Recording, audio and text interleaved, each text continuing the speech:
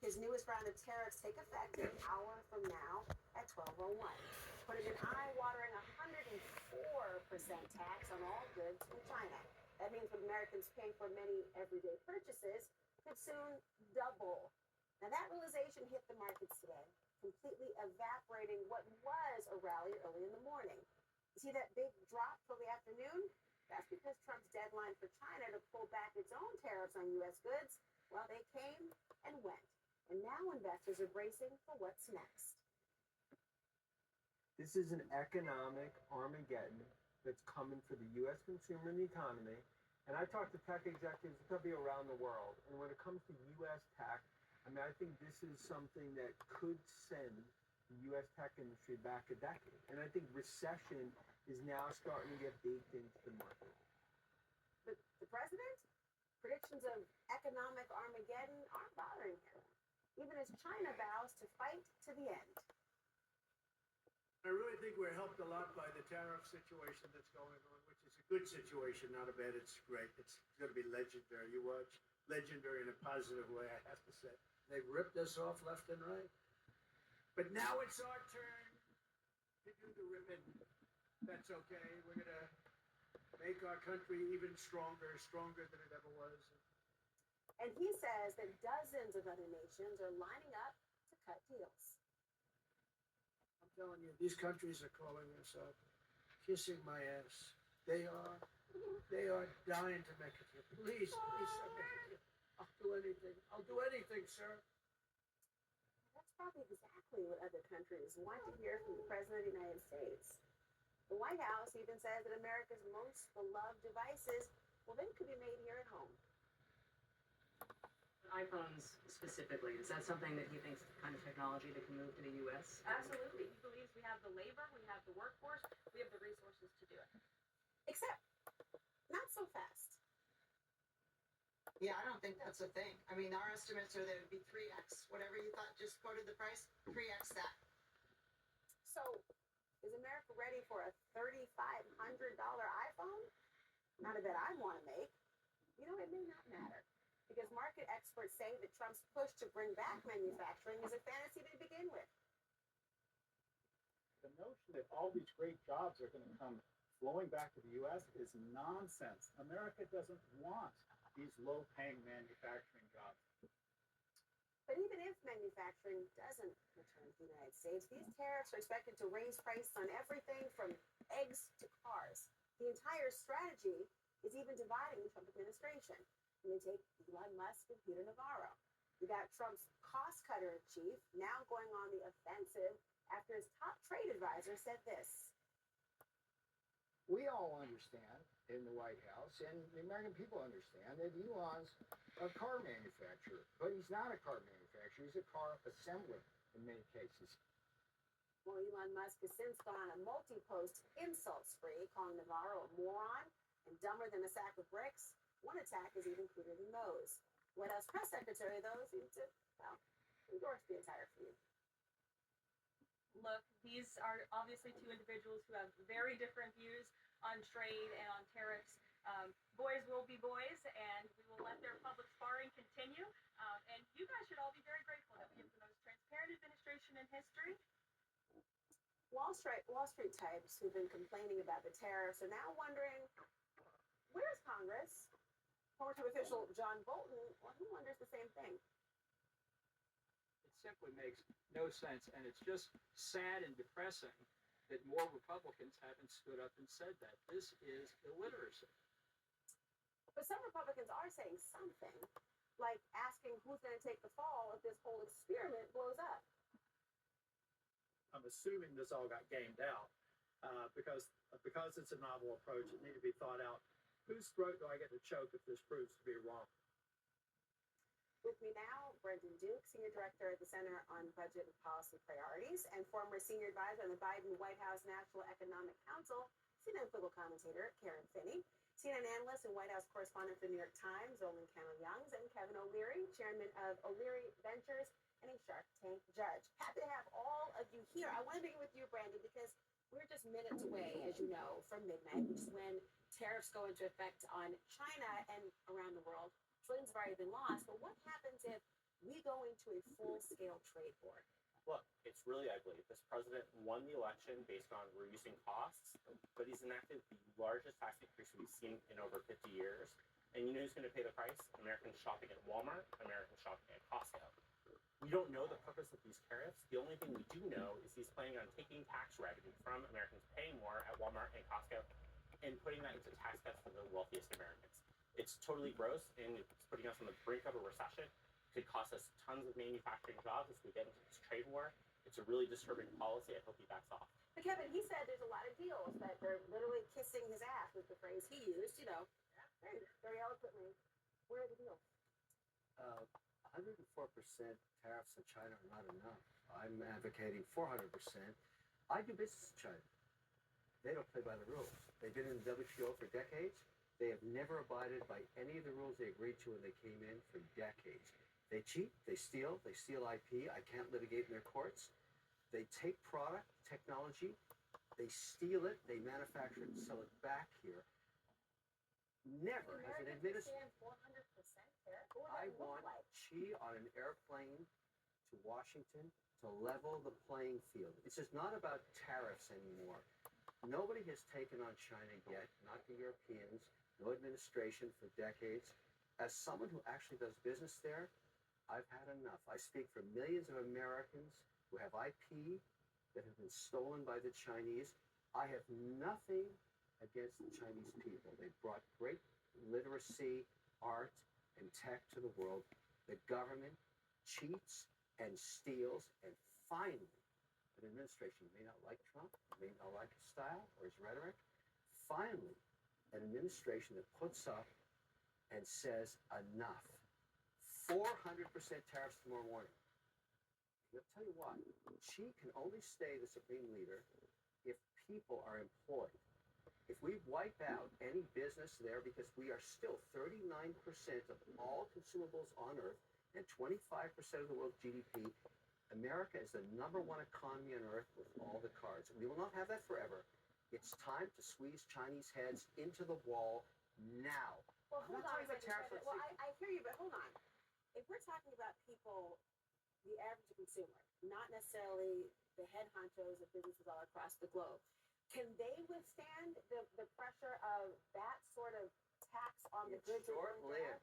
There will be. But what's your timeline compared? You don't know the average American's timeline, what they can actually survive. There's people right now who can't survive. 400% tomorrow morning. Xi's on an airplane to Washington to cut a deal. What do you think? Here's the thing, though. This is the perfect example of, I understand how it would benefit you, but that's not what the American people voted for. They voted because Trump said within 24 hours, costs will come down. Trump supporters, by the way, you're talking about. Well, Especially. Trump said that and there were people in the middle who said, okay, I'm going to vote for that. He also said he'd end the wars. That's not happening. We still have supply chain issues. So I just filled my tank yesterday. Gas prices are not down. Rent, groceries, prices are not down. And when people are looking what's happening in the markets and they see the uncertainty and they see their 401ks, I had to listen to my mom talk about her investments on Sunday and she's nervous. I get it. On top of that, though, don't forget, tomorrow we're going to have a vote on a budget that is going to be also another series of cuts for the American people and a little bit of gamesmanship, as you were saying, so that we can sort of pay for the tax cuts for folks like Kevin. Then we've also got Doge, and we've got the impact that the Doge cuts and the cuts in jobs are actually having on economies around the country. So it's when you layer all that together. And I think what you saw over last weekend is people don't want to wait anymore. People are angry. And we saw incredible turnout over the weekend in rallies all across the country. We're seeing it in the polls. People are frustrated. I want to bring this into real terms as well. I mean, I'm an everyday person. I'm telling you that right now. And so when I think about how much things cost, I want to know things I'm going to afford or not afford. Listen to what somebody who's a furniture store owner in Kansas had to say about, say, the price of a sofa.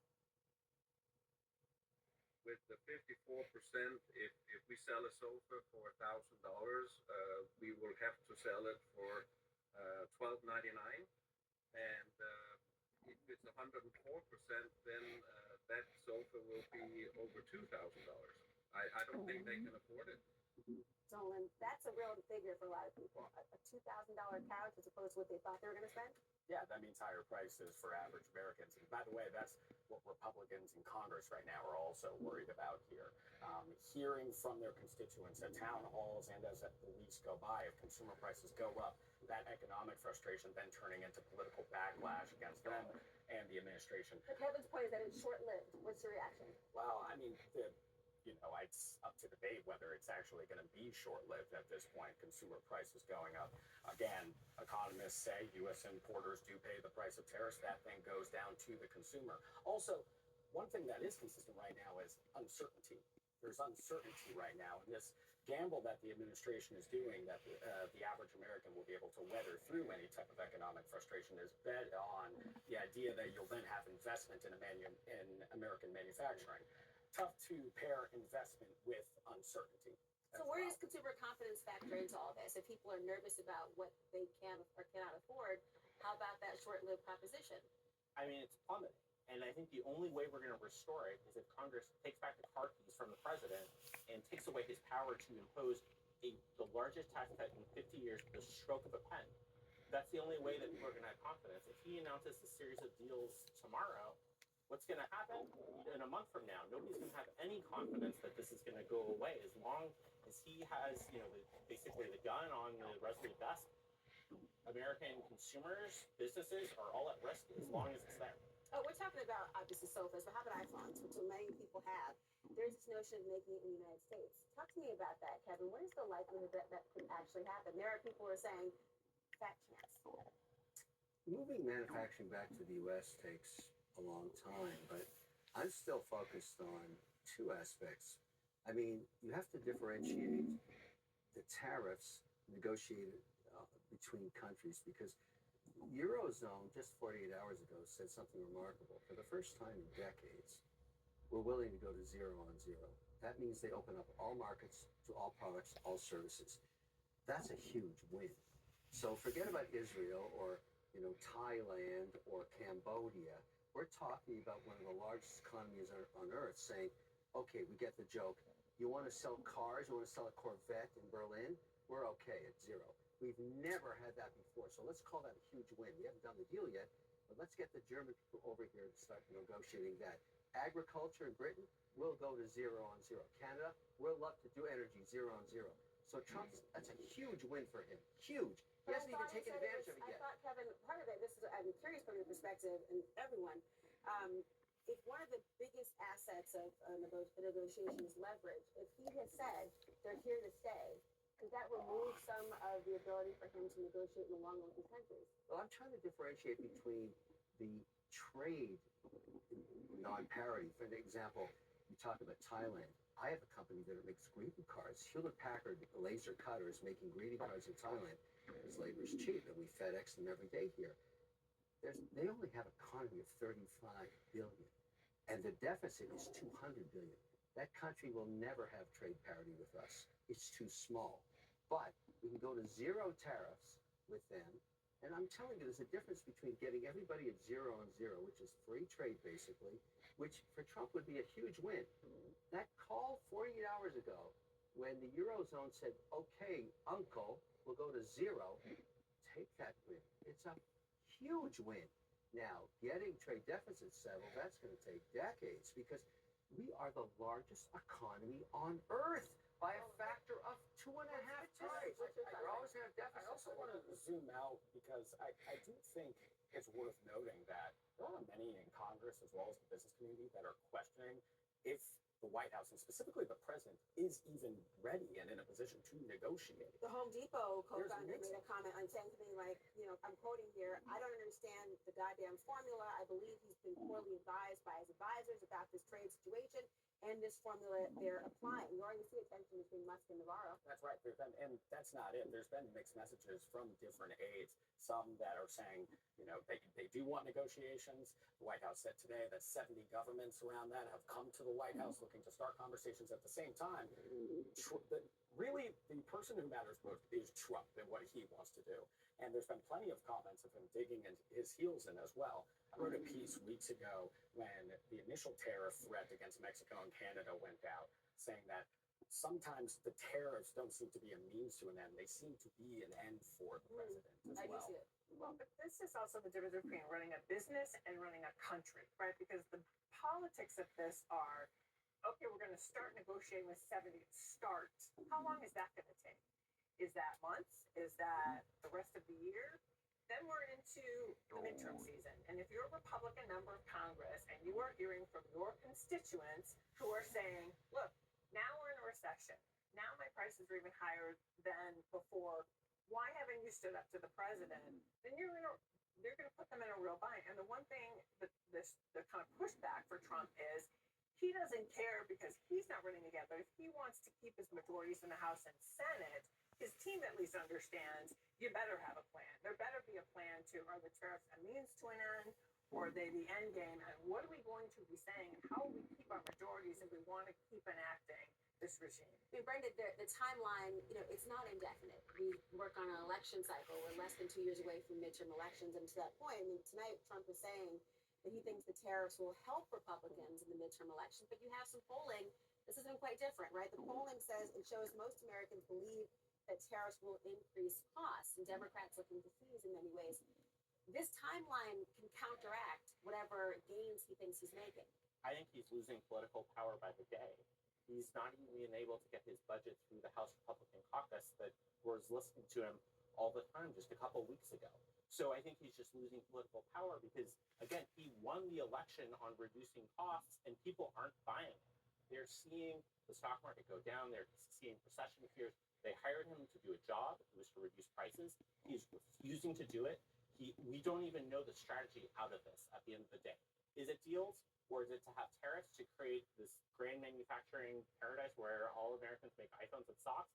I don't know. His advisors are split and markets can't react and the American people just have no confidence in an actual strategy here. Well, we will see a lot to unpack in the days to come. It hasn't even been 100 days yet. I want to remind everyone, thank you so much for being